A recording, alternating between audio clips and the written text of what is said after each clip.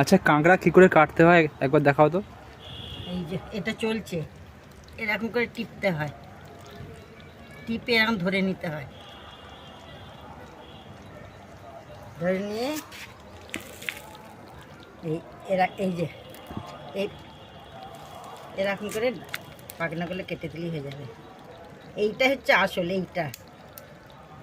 এইটাই কামড়ায়, এগুলো ছোট ছোট।